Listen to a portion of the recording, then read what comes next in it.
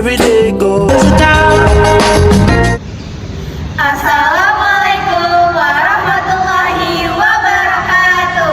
Perkenalkan, kami dari kelompok 5 akan membawakan dongeng berjudul Putri Matahari dengan saya, Roshida Sabilatul Azmi Karimah sebagai narator. Saya Meli Nuraini Suparman sebagai Nyai Asyik. Saya Alivia Alifah Ramadhani sebagai Ratu. Saya Nura Mustia sebagai Putri Matahari. Dan saya Nurhalista sebagai Dewi. Tanpa berlama-lama lagi, selamat menyaksikan. Pada zaman dahulu kala, di sebuah kerajaan yang terletak di tanah Jawa Tengah, hiduplah seorang ratu bersama putri semata wayangnya.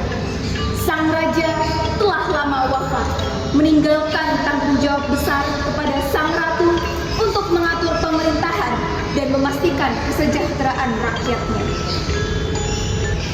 Namun, di suatu hari yang cerah, sang ratu memiliki satu kekhawatiran yang besar. Ratu memikirkan masa depan kerajaan dan rakyat yang ia pimpin. Belum lagi putri kesayangannya yang masih remaja dan masih belum bisa bersikap dewasa sebagai keluarga kerajaan. Lalu terbesit di benak sang ratu untuk meminta bantuan kepada seorang peramal. Sang ratu pun memutuskan untuk menemui seorang peramal sakti yang telah dikenal luas karena kesaktiannya.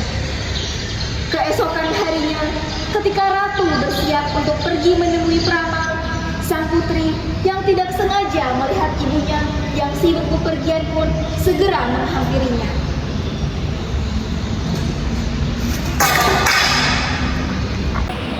Astaga, Ibu ingin pergi kemana? Ibu ingin menemui beberapa kenalan ibu, putriku. Baiklah, Ibu. Nah, semoga kamu tumbuh menjadi putri yang bijaksana dan kelak bisa memimpin negeri ini ya, putriku sayang. Iya, Ibu. Ibu jangan khawatir. Putri sudah dewasa. Putri berjanji akan membuat negeri kita makmur selamanya. Iya, ibu percaya sama kamu. Sang ratu tersenyum bangga melihat anaknya tumbuh dewasa dan siap memimpin kerajaan. Namun, dalam hatinya ia ragu akan kemampuan sang putri, sehingga ia yakin keputusannya meminta bantuan peramal adalah yang terbaik. Dengan tekad yang kuat, sang ratu melangkah memasuki gubuk sederhana tempat peramal itu tinggal tanpa ditemani oleh seorang pengawal. Setelah memberi hormat, ia pun segera mengutarakan maksud kedatangannya. Wahai Nyai, aku datang memohon petunjuk darimu. Aku menginginkan negeri ini tetap aman. Apakah ada cara untuk menyelesaikan semua permasalahan ini agar negeriku tidak jatuh ke dalam kesengsaraan? Gusti paring berkah jembar, sandang pangan orata, kurang sing sregep rejekine jangkep, makmur rahayu salawase.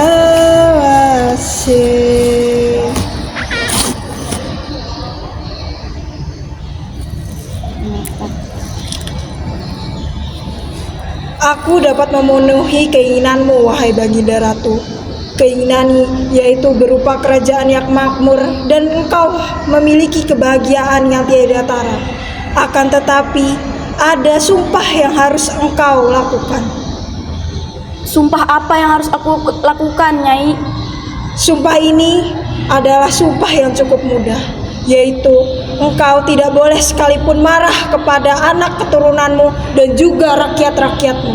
Apabila engkau melanggarnya, akan ada malapetaka besar yang datang menghampirimu. Apakah engkau sanggup, wahai Baginda Ratu? Pikirkanlah ucapan saya, wahai Baginda Ratu. Silahkan pulang ke kerajaanmu.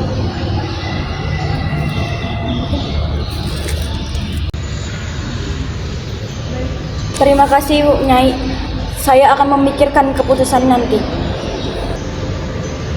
Maka sejak saat itu, setelah ritual dan mantra diucapkan, layaknya anugerah dari Yang Maha Kuasa, kerajaan tersebut hidup dalam kemakmuran yang berlimpah, tanah yang subur, panen yang melimpah, dan rakyat hidup dalam kebahagiaan.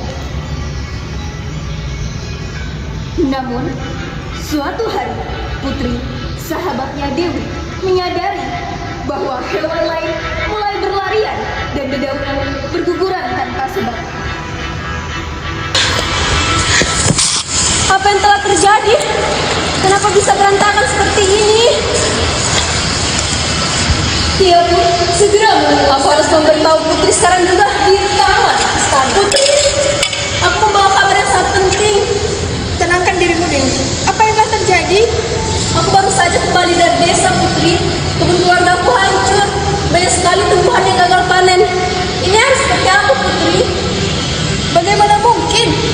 Selama ini negeri kita tidak pernah mengalami kekeringan.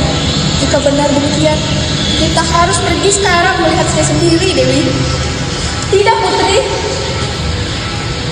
Hari sudah mulai gelap. Lebih baik kita menunggu esok hari saja.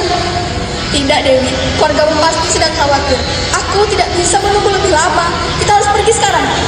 Perjalanan Putri dan Dewi memakan waktu lebih lama dari yang diperkirakan, hingga hari mulai gelap. Sementara itu, sang ratu gelisah menanti kepulangan putrinya. Akhirnya, tak lama kemudian, Putri dan Dewi berlari menghampiri ratu di istana. Ibu, aku membawa kabar yang sangat penting, Ibu. Dari mana saja engkau putriku? Tidakkah kau tahu ini sudah sangat larut malam? Seorang putri tidak seharusnya berada di luar istana hingga larut malam. Ampun, Ibu. Aku pergi bersama Dewi untuk melihat keadaan rakyat. Ternyata negeri kita sedang mengalami kekeringan, Ibu. Benar adanya Baginda Ratu. Kebun hancur. Tumbuhan banyak yang gagal panen dan banyak sekali hewan yang berkeliaran. Bagaimana mungkin?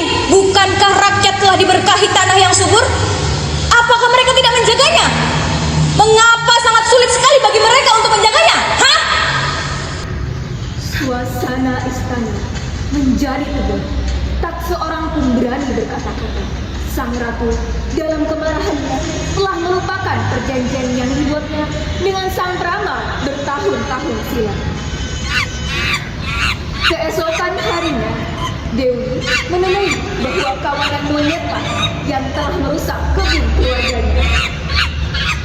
Oh, ternyata ini adalah ulah monyet. Namun, semuanya sang ratu keluar dari istana. Langit tiba-tiba gelap, angin kencang bertiup, dan desa terasa mencekam. Menyadari sesuatu yang tidak beres, sang ratu segera menemui peramal.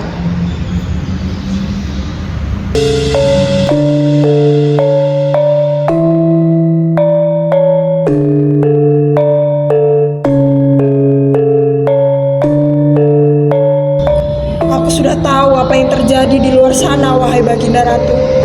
Pastinya engkau telah melanggar sumpah yang kita buat selama bertahun-tahun selalu silam. Maaf Nyai, aku telah kehilangan kendali atas amarahku. Bagaimana ini? Bagaimana? Apakah ada cara untuk menyelesaikan semua permasalahan ini? Setiap kesalahan pasti memiliki akibatnya, wahai Baginda Ratu. Akan tetapi, setiap kesalahan pula pasti bisa dilakukan untuk pengorbanan agar kerajaanmu ini menjadi makmur kembali.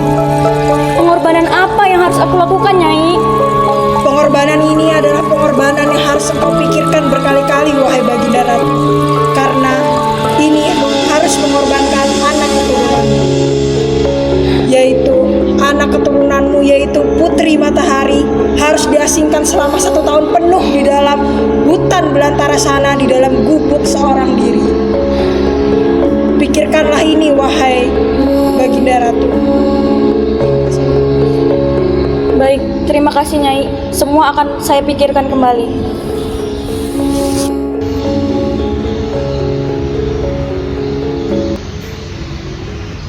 Pergi ke istana, sang ratu memanggil putrinya dan menceritakan segala yang telah terjadi. Putri, Ibu dari mana saja? Ada apa dengan negeri ini, Ibu? Sepertinya sebentar lagi akan badai. Aku sangat khawatir, Ibu. Ibu, di saat badai seperti ini entah pergi kemana. nak, ibu telah melanggar janji. Dan sekarang negeri kita sedang berada dalam bahaya. Satu-satunya cara untuk menyelamatkan negeri ini adalah dengan mengorbankan seseorang yang ibu cintai, yaitu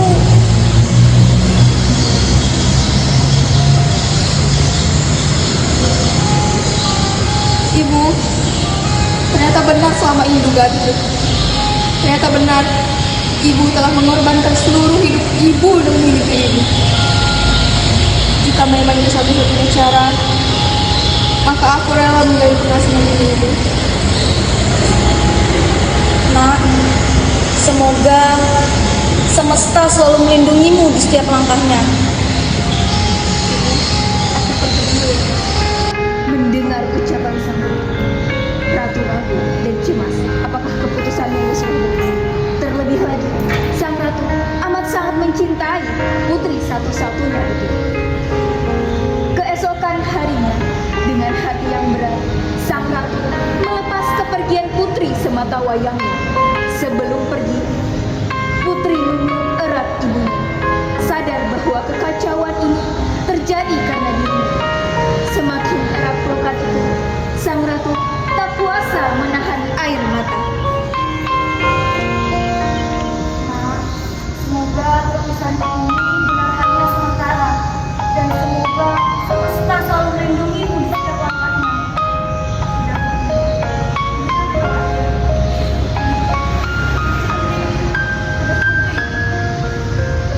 Putri sudah dewasa, Putri bisa bertanggung jawab sendiri.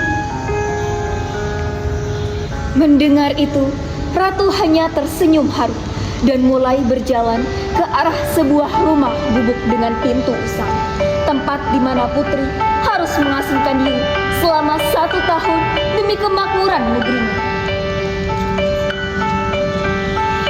Setahun penuh ia merindukan kehadiran putri sematawayangnya, menunggu dengan sabar hingga waktunya tiba. Sang ratu setiap hari selalu ditemani rasa gelisah dengan kondisi putrinya. Di hari itu, ratu menunggu kehadiran putrinya di depan pintu.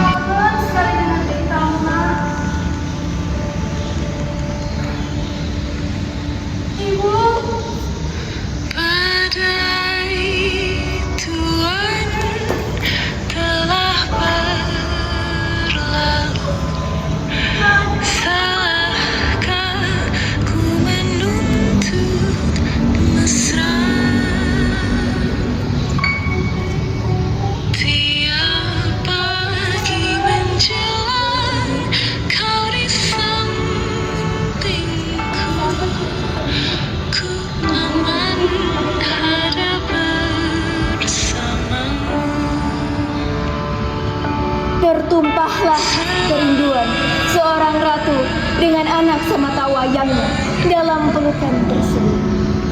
Hangat cinta kasih seorang ibu tidak mungkin pudar meski semesta memisahkan mereka.